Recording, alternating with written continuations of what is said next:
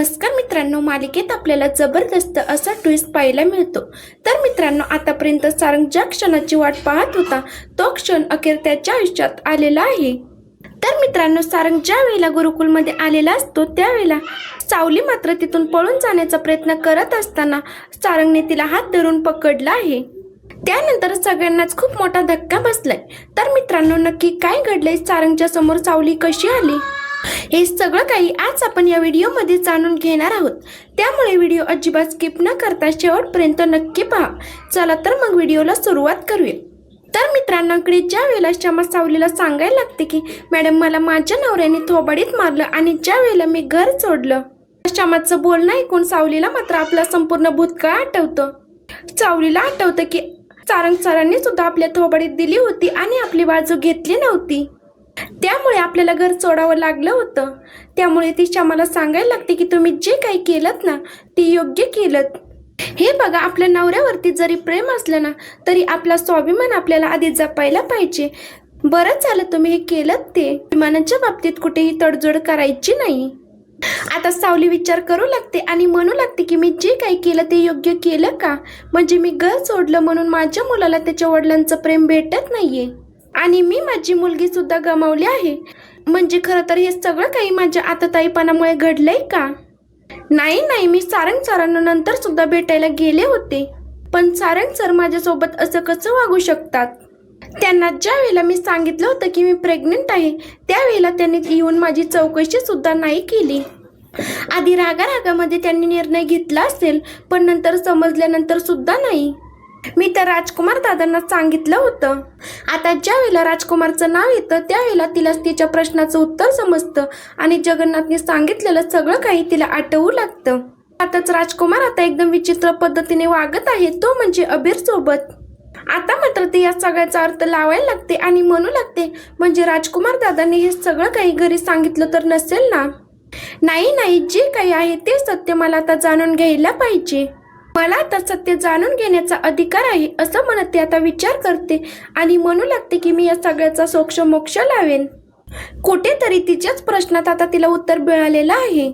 तर इकडे मात्र तोपर्यंत आपण पाहतो की श्यामाच्या नवऱ्यासोबत सारंग आता गुरुकुलमध्ये आलेला आहे, ते म्हणजे श्यामाला समजवण्यासाठी। तर इकडे राजकुमारला मात्र जगन्नाथच्या भविष्यवाणीवर अतूट विश्वास आहे। जगन्नाथची भविष्यवाणी कधीच खोटी ठरत नाही। आता कुठल्याही परिस्थितीत ही भविष्यवाणी खरीच ठरते। जर का जगन्नाथने ही भविष्यवाणी केली आहे की सावलीचा मुलगा माझा कर्दन काळ बनून येतोय, तर सावली आणि मुलगा जिवंत आहे का? नाही, त्यासाठी आता तो खूप सारे पैसे देऊन त्या दिवशी जो काही अपघात झाला होता, अपघातामध्ये आता एक बाळ गेलं हे सत्य आहे। त्या बाळाच्या सोबत एक बाई होती की माणूस होतं, नक्की कोण होतं हे सत्य जाणून घेण्यासाठी। ते सत्य जाणून घेण्यासाठी तो एका माणसाला सांगतो की त्या दिवशी जी काही घटना घडली होती रेल्वे रुळावरती, त्या घटनेमध्ये एक बाळ गेलं हे 100% आहे। त्या बाळासोबत एक बाई होती की माणूस होतं, हे सत्य शोधून मला लवकरात लवकर सांगायचं आहे। आता माझ्याकडे बिलकुल वेळ नाही, आता काही झालं तरी अचूक माहिती मिळाली पाहिजे। जर का माहिती चुकली तर मात्र तुझं काहीच खरं नाही, असाच मला एकाने धोका दिला आहे। आता त्यानंतर त्याचं मी काय करेन ना मलाच माहिती नाहीये। असं म्हटल्यानंतर तो माणूस म्हणू लागतो की तुम्ही अजिबात काळजी करू नका, या वेळेला मी 100% सत्य शोधून काढणार म्हणजे काढणार। तर आता हे सगळं काही चालू असताना सारंगची भेट झाली आहे, ते म्हणजे डिटेक्टिव्ह धनंजय सोबत। आता डिटेक्टिव्ह धनंजयला सारंग आता पर्सनली ओळखत असतो, त्यामुळे सारंग आता त्याला सांगू लागतो की खरं सांगायचं तर मला तुला एक महत्त्वाचं काम द्यायचं होतं। त्यावरती डिटेक्टिव्ह धनंजय सांगू लागतो की मला माहिती आहे तुझ्या बायकोचं सत्य तुला जाणून घ्यायचंय ना? त्यावर सारंग म्हणू लागतो की तू डिटेक्टिव्ह सोबत जादूगार वगैरे आहे की काय? नक्की काय आहे तुझं? यावरती तो म्हणू लागतो की अरे तसं नाहीये, तू मित्र आहेस माझा आणि तुझी अपडेट ठेवणं हे तर माझं कामच आहे ना, आणि तीच अपडेट मी ठेवत आहे। मला माहिती आहे तू की इतके वर्ष बायकोच्या विरहामध्ये झुरत आहेस, पण जे काही तुला माहिती नाही ते हे सत्य आहे की ज्या वेळेला तुझी बायको तुला सोडून गेली होती ना त्यावेळेला मात्र ती प्रेग्नेंट होती। आणि हे ऐकल्यानंतर सारंगला मात्र खूपच मोठा धक्का बसलेला आहे। आता सारंग म्हणू लागतो की हे काय बोलतोयस तू, म्हणजे तू माझी मस्करी तर करत नाहीयेस ना? त्यावर तो म्हणू लागतो की अशा बाबतीत मी थट्टा मस्करी करेल का?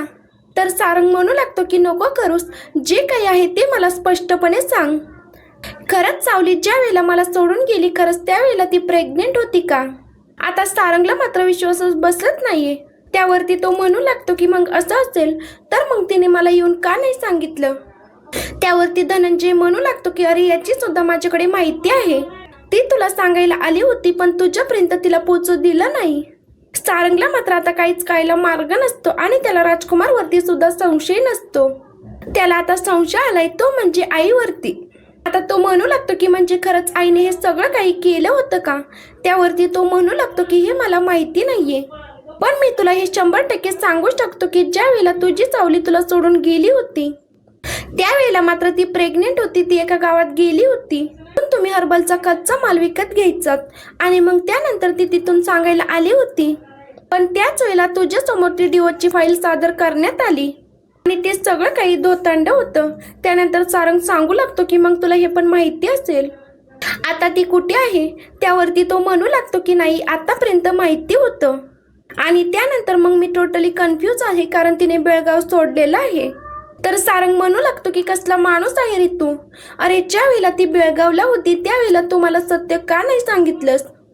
असं म्हटल्यानंतर तो सांगू लागतो की हे बघ तेव्हा मात्र आपली भेटच झाली नव्हती, पण मी तुला एक गोष्ट 100% सांगू इच्छितो. तुझी बायको बेळगाव सोडून निघाली आहे आणि आता सध्याच्या घडीला ती पुण्यात आहे.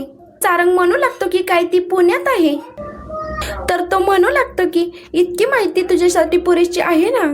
तर सारंग म्हणू लागतो की खरंच मित्रा तुझी खूप मदत झाली. माझी मुलं कुठं आहेत? तर तो म्हणू लागतो की एक सत्य तुला सांगतो, तुझ्या मुलांच्या जीवावर तुझ्या घरातली माणसं उठलेली आहेत. ही तुझ्या घरातली माणसं तुझ्या मुलांच्या जीवावर उठून तुझ्या मुलांना संपवायला निघाली आहेत. सारंग म्हणू लागतो की नाही याच्यावर मात्र मी विश्वास ठेवू शकत नाही. त्यावरती तो म्हणू लागतो की तू तुझ्या बायकोला शोध म्हणजे तुला सगळं काही सत्य समजेल.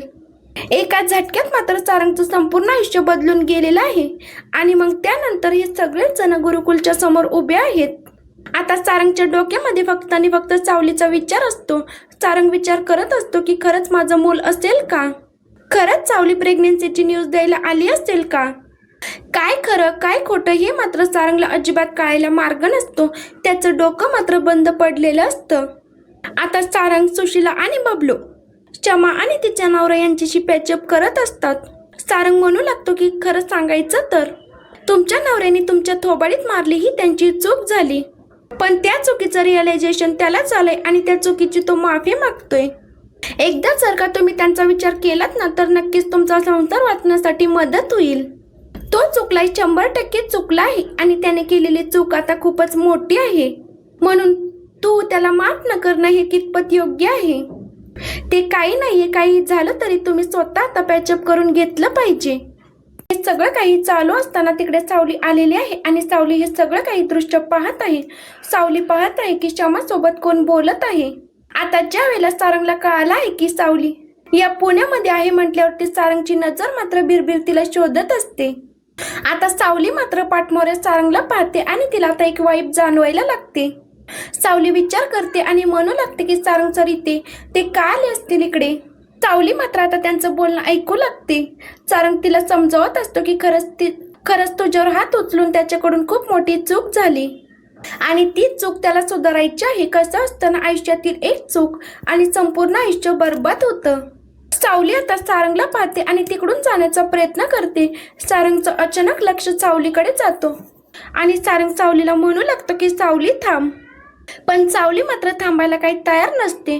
सावली पळून जाण्याचा प्रयत्न करू लागते, पण सावली पळून जाताना सारंग तिचा हात पकडतो. तर मित्रांनो, एका झटक्यात मालिकेतली सगळी काही समीकरणं बदलत सावली आणि सारंग ही एकमेकांच्या समोर आलेली आहेत आणि त्यानंतर मालिकेची आता सगळं काही समीकरणं बदलणार आहेत. व्हिडिओ शेवटपर्यंत पाहिल्याबद्दल धन्यवाद. असेच मालिकेचे पुढील अपडेट पाहण्यासाठी आपल्या चॅनलशी कनेक्टेड राहा. धन्यवाद.